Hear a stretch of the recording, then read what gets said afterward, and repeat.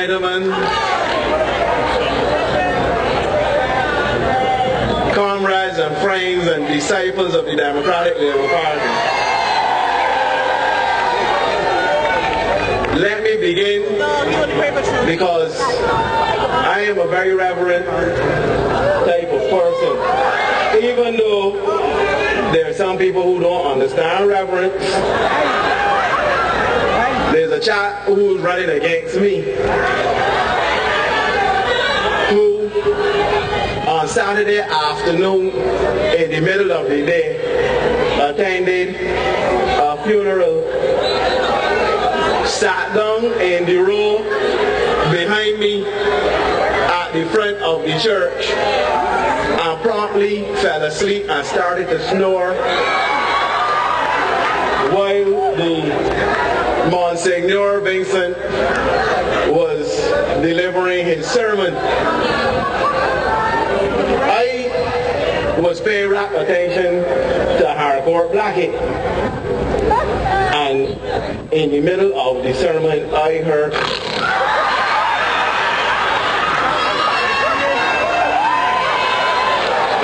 pretend I ain't looking back, but I know that he behind there sleeping, and two youngsters sit next to me. Say, "Where's the boy? He's snoring." And then the papers ruffled and the snoring stopped. But within 3 short minutes, it started up even louder than before. So that is what politics has come to, a spectacle in Barbados. But as a reverent individual, I want to pay homage to my political leader, the Honorable Frundle Jerome Stewart, for his magnificent leadership of not just the Democratic Labour Party team, but of the entire country of Barbados. I also want to take the opportunity tonight, even as we stand here in the presence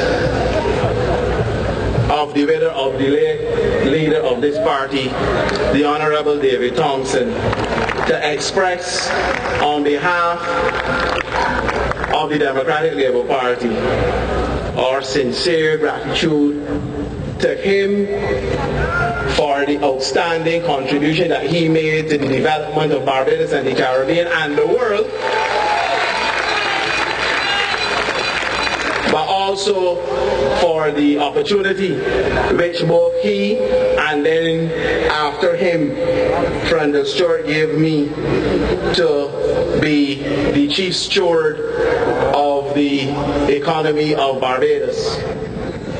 You have heard much tonight, and you will read even more and hear even more in the coming weeks about not just the mission of the Democratic Labour Party, but also of the work which we have executed or carried out over the last 5 years in what you have heard consistently from this platform as moments of truth, the most difficult period the country has ever faced. Indeed, one of the most difficult periods the world has faced in nearly 100 years. This must not be taken lightly, because I believe that sometimes we say and it becomes almost routine.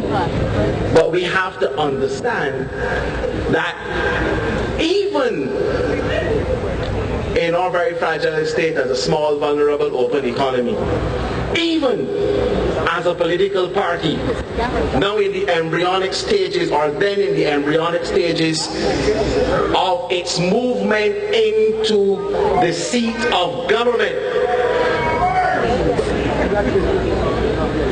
that what we confronted was almost like the beast of Ephesus. And we had to band together, not to hold down our heads in shame, not to cry out in the night as lost children, that even as we traverse and move through the valley of the shadow of economic death, that we did not falter, because we had a mission, we have a philosophy, we had a determination, and we had the will of God behind us to work on behalf of the people of Barbados. So tonight my message, short as it is ready to speak to you, the ordinary citizens of Barbados.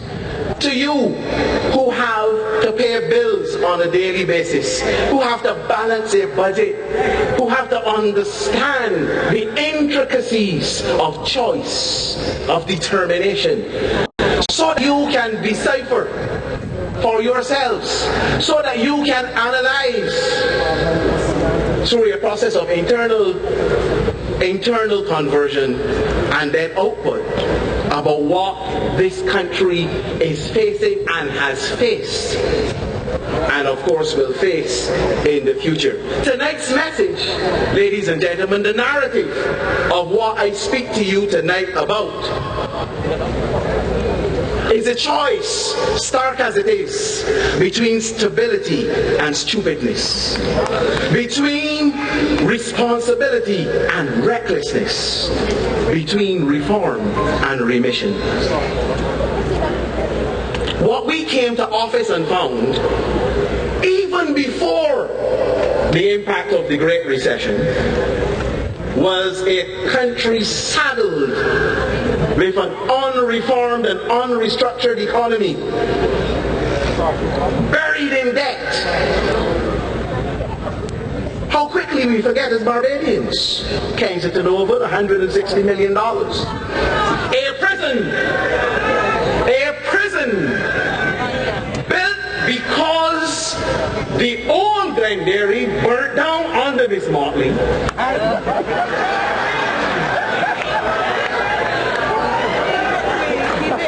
A new prison had to be built when we should have been building houses and schools. We had to build a prison to house prisoners who were safely gathered in their quarters at Glengarry, but when warned about the difficulties there and the potential for an explosion of the prison population, they turned a blind eye. They ignored the facts. They poo-pooed the comments. The result was a $750 million debt on the backs of Barbadians. Whereupon, ladies and gentlemen, every January 15, come hell or high water, I, as Minister of Finance, this government of the Democratic Labour Party, has to find $30 million to pay for a prison. And my view on that matter, so clearly expressed, is that it should be called the Owen S. Arthur Correctional Facility. It should be named after him.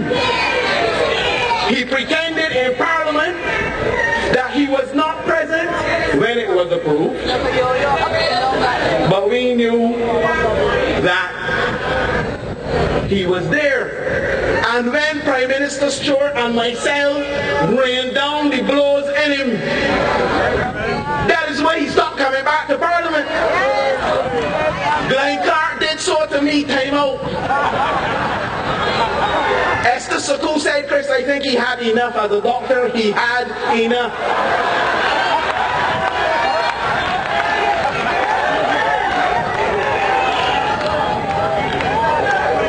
But Minister Innes had told me that there were not sufficient ambulances out there available to come at the time. So I allowed him to escape. The prison,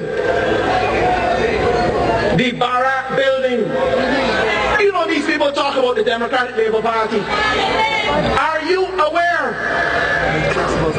Do you know? Dear God, can you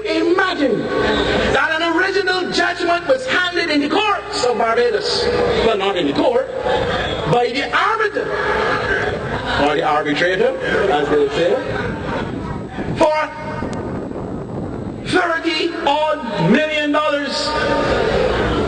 to pay Mr. Barack when the country was supposedly awash in money. And when after, Minister of Finance,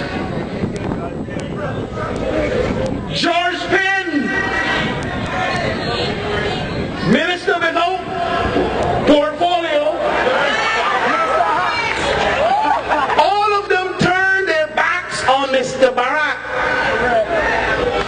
And that debt climbed and climbed and climbed and climbed. And when we came into office, the late David Thompson said to Mr. Barack, we don't have all the money in the treasury to pay you one time. We will give you a lump sum and then pay you the rest over time. Could you imagine that the rascals of the Barbados Labour Party, those political miscreants, said that Barack should get all of his money when they had the opportunity to pay Barack and would not pay him a cent? Well, Mr. Barack, accepting bad advice from the Labour Party, said to Mr. Thompson, I want all of my money one time. Yet we are to be blamed consistently for not paying Mr. Barack $70 million of debt. Have you forgotten Greenland? Another $70 or $80 million. And not a toffee paper has gone to Greenland. Greenland has not even accepted George Penn. And he deserves to be out there.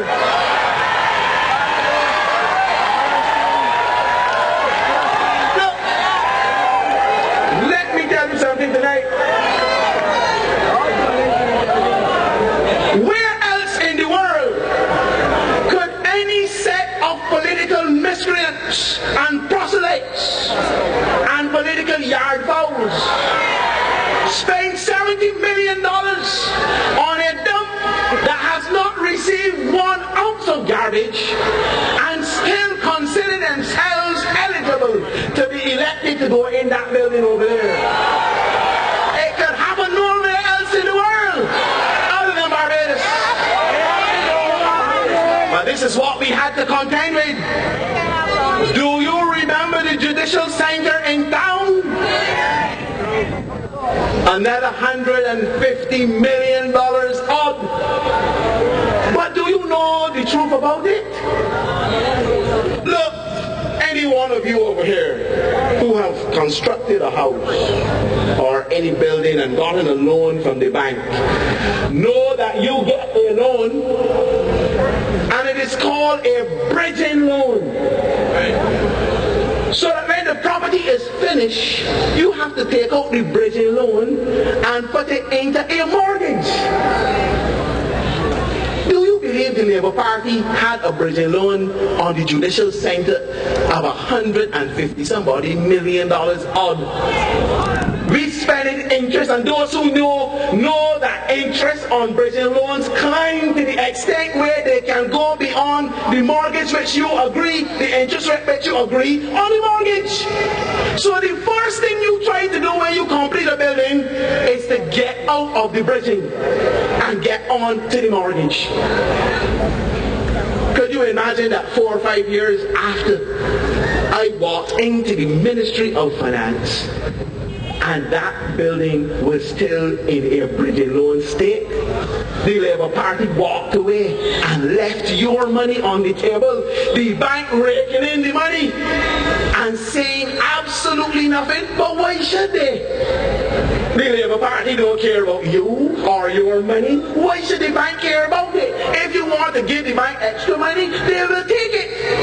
In fact, I know it to be a fact that many many bankers in Barbados, many of them say it was the worst piece of financial work they have ever seen from any government in Barbados.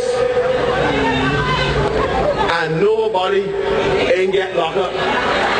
Up to now, we built a whole prison. And up to now, I don't know what our cell number is.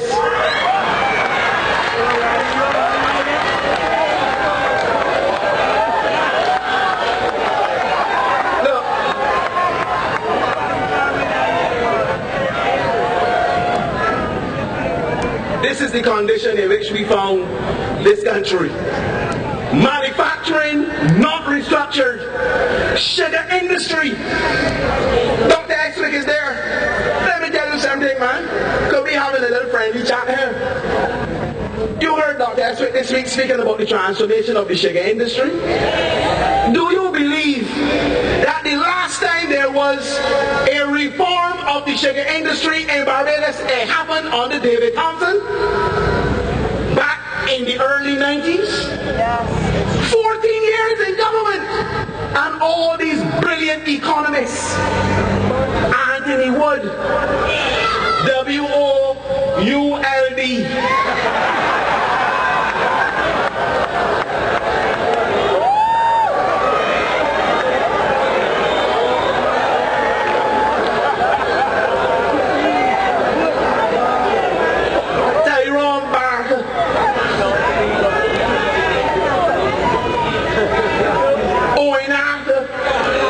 Squeezy push mask.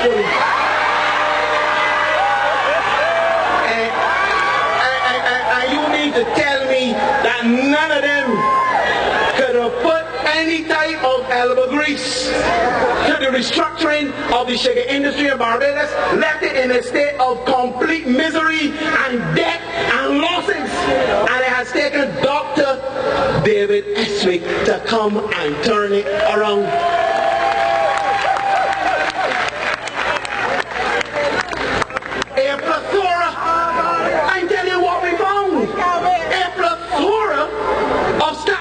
Entities, Urban Development Commission, Rural Development Commission, Kensington Oval Management Inc., Pan-African Commission, Invest Barbados, you name it, they created it.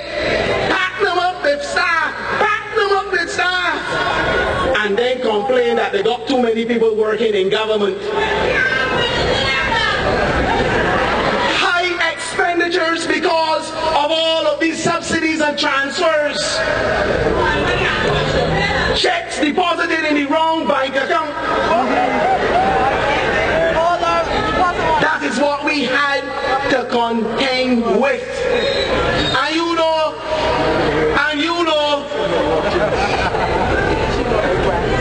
that in spite of all of this, down comes the world's worst recession on Barbados. Jobs lost in developed countries, homes lost, businesses, pensions, investments. The UK, not in 1, 2, but now a potential third recession called triple dip. The United States struggling to get consistent growth. 43 million Americans on food stamps. You know what is a food stamp? They gotta go in the paper and tear up the thing and carry it at Costco's. They get a little toilet paper. They get a little margarine. They get few biscuits. 43 million Americans. 40 million Americans living below the poverty line and 26 million Americans unemployed. Tonight, as I speak, in the United States of America, and we only now recently got the unfortunate news that the United States fourth quarter declined again. So, all of the fancy economics, President Obama has all of the brains available to him in the world. One step forward, one step back. people. They know when people are trying. They know when people are looking after their interests. So they re-elected Barack Obama, and you must take a lesson from that and re-elect the Democratic Labour Party to office when this election comes. Pay close attention, because there are a lot of mini Romneys running around in Barbados, and we have to expose them for what they are. Look at Europe. Western Europe in shambles. Greece, Spain, Italy, Portugal, France. But they want to make it seem as though Short, Chris Sinckler, and these people in the DLP, both here on Free Barbados, don't know what they're doing. All of these countries with the brilliant economists, Nobel laureates, big investment banks, and they cannot get their issues solved. They cannot solve the problems of the world. But we have a few people down here who feel they are more brilliant than the Lord Almighty himself. And I have always said that if Clyde Maskell and Owen After know so much about fixing economies, let us increase the rates of exports in Barbados and send them overseas. We can export Maskell to more. Nobody will miss him. We can export After to more. The Barrows wouldn't miss him. Because they don't want him back neither. I tell you, I never thought the day would come when I say I am proud to be a Barrow.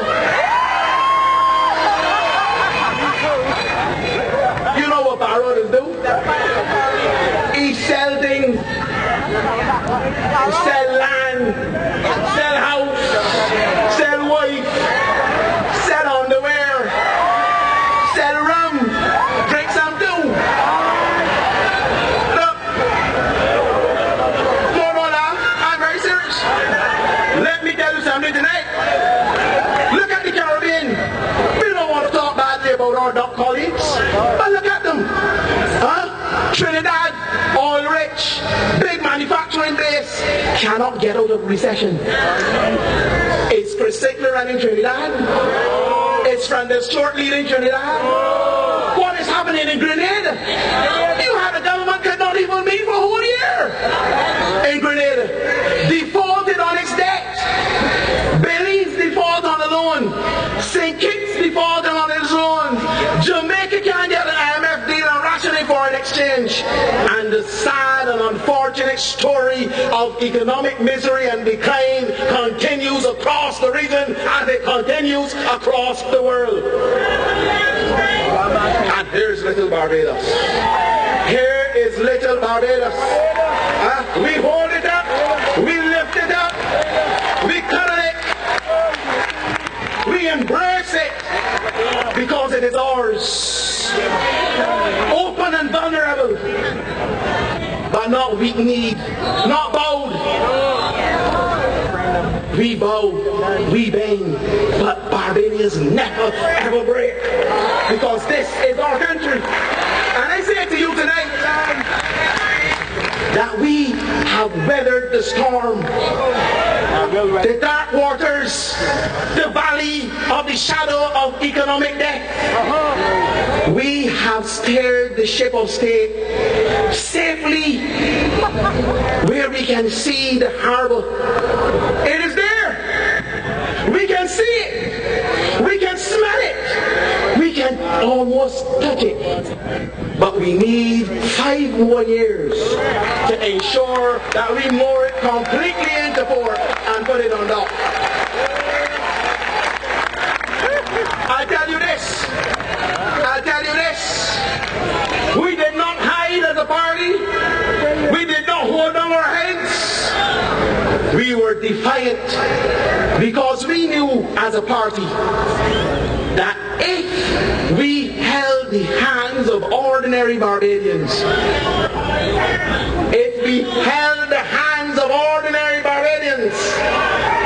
that they would hold back our hands and that we would walk together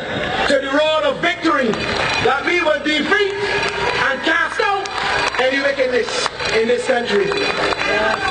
How it is that we do. But don't panic. Don't panic. Don't panic. Barbados has been left in safe hands. And I say this tonight. We resolve one to put people first. Because it is people that matter, not power. Owen Arthur and the Barbados Labour Party are after power. I have told you that. They are after power. And a lot of the cronies who surround him in the Barbados Labour Party, I told you this already, they have their eyes on the treasury. Winking at it. Throwing soft kisses. Well, I love you. I want you, darling. We will be reunited. Indeed, I saw one of them down there with his pants down. They have begun to strip. Since Victim's last poll, there are no erect with excitement to get back in the treasury. To stick the board treasury. But you and I, who love Barbados, must defend it against these miscreants of the Barbados Labour Party. What else can we do? What else can loyal sons and daughters all do but to protect our country from the Barbados Labour Party?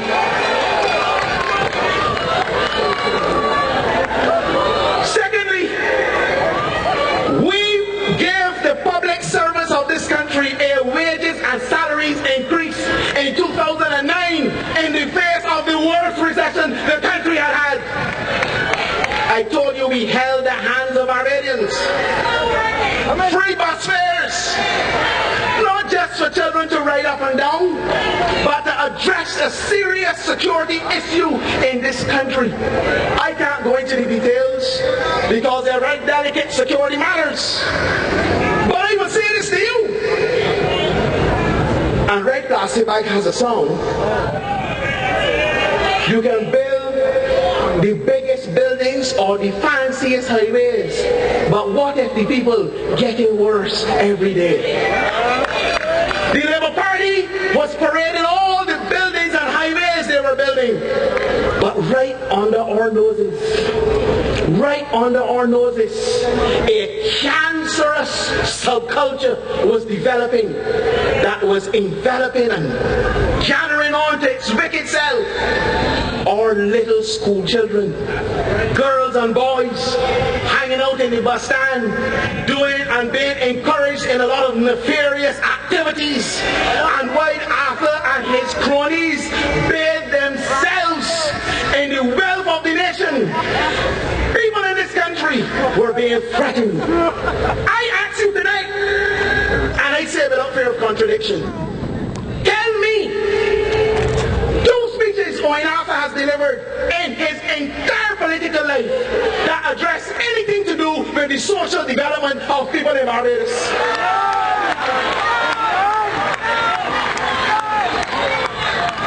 He comes to Parliament, he only speaks about GDP and GNP and coefficient and the whatever curve and the equilibrium and international trade.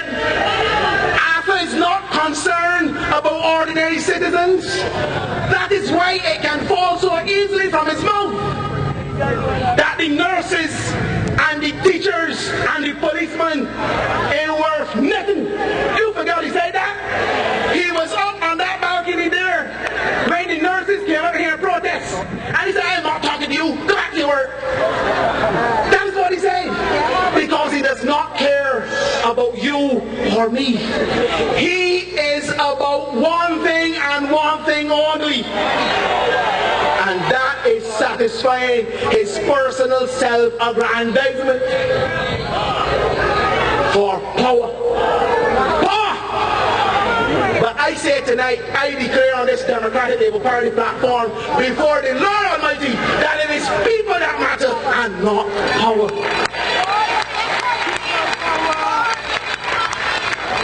We increased the reverse tax credit accelerated the payment straight up to $1,300 in less than 6 months. We increased unemployment benefits. Ask Dr. Saku if you doubt me. We extended it so as to hold the hands of persons who may have lost their jobs. We increased all the expensions. We increased welfare grants for the poor and the physically challenged. And as Michael Lashley told you, we embarked on the most aggressive housing program ever in the history of Barbados, in the world's worst recession. What crime have we committed that we cannot be re-elected to office? What crime have we committed? And you get people like Sinckler Price. Like Sinckler Price, a known Barbados Labour Party supporter, writing every week in the paper, all of a sudden, he is interested in economics. I don't believe myself he writes the articles, but I don't know. I don't know. And frankly, I really don't care. Because a few years ago, all he was good at the nation for writing is about who are who people bother who carry who panty, who ran naked from whose house. And all of a sudden, he is this big economist. He writes about economics and growth and austerity and so forth and so on. But I leave him well alone. I'm not going to speak about Pat Hoyes tonight because he tried to write me a love letter in the Sunday Sun. And I get very concerned when men write me that type of letters. So I can leave him right where he is. We implemented a turf program. $25 million to the tourism sector. $25 million. Could you imagine what would have happened if we didn't do that? More hotels would have been closed. More tourism businesses would have been closed. Hundreds, potentially thousands more Barbadians would have been out of work. Who has given the Democratic Labour Party credit for it? You can't hear a voice raised in defense of this party other than these people on this platform. We expanded loans to small businesses through FundXF on the Dennis Law, on the Dennis Kelman. The most money, I met them only recently on the estimates. And we agreed between finance and small business and industry that we have to do a special program for FundXF because they are outperforming themselves. Close to $5 million in loans, up to $3 million from when the Barbados Labour Party was in office. And we did a plethora of joint ventures with companies in Barbados. Big and small contractors, big contractors, in between. But do you know something, ladies and gentlemen? That we have not met in the 5 years with one iota of support from the Barbados Labour Party, not even critical support. Every turn they oppose, everything they were against. Do you remember when the trouble with Clico came? How Miss Monty and Mr. Arthur told people to go to Clico and withdraw their money? That was an attempt to collapse that company and embarrass the government and the Democratic Labour Party. $115 million was withdrawn by that company on the instructions of the two of them. Constant. You remember when they attacked Michael Lashley viciously about the housing program? Because they didn't want ordinary Barbadians to get houses. When we did the 20-year transfer program, they said we gave away the houses. Up to 2 weeks ago when we did the program in the House, they bitterly oppose it. Oppose. And they reserve their worst behavior for the attacks on Dr. Delel World of the Central Bank. Try to pull down the institution. Try to pull down one of the greatest economists to come out of Barbados and the Caribbean just for their own gains. Destabilize Barbados while we were trying to keep this economy stable. So their advice in the recession, first they said, and it washed all over the place. Miss Motley said, stimulus, do a stimulus program. But I know why she likes stimulus, because stimulus comes from the word stimulating. So she's comfortable with stimulus. So first it was stimulus, then it was cut expenditure, then it was stimulus again, then it was privatization and saying home all the public servants, and now it is Little Rick, Big Dick and Crimson. They have been all over the place, polluting out the airways with a lot of rubbish. But we have stood firm. They predicted that Barbados would collapse. After Thompson's first budget, they said this is the end. Another year will come, another budget, they say it can happen next year. Then I came and they say it's all over. And each year they predicted that Barbados would go down. Barbados has come back up and stood up manfully and womanly to fight the challenges which we face in this country. And I say to you tonight, because time is getting away and I will have a lot of opportunities to speak, I say to you tonight,